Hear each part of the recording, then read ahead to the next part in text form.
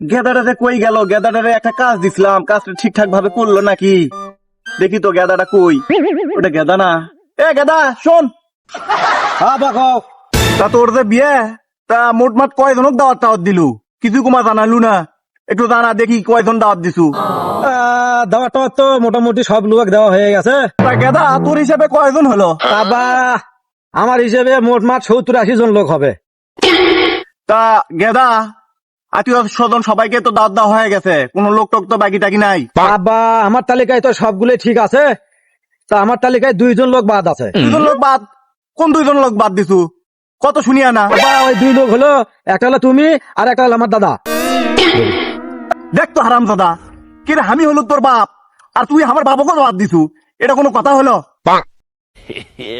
কেরে গেদা আমাক আর আমার বাবক বাদ দেওয়ার কাহিনীটা কি?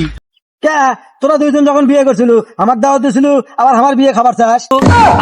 দেখ তো বজ্জাত গেদানের কথাটা শুনতো শালা গেদা।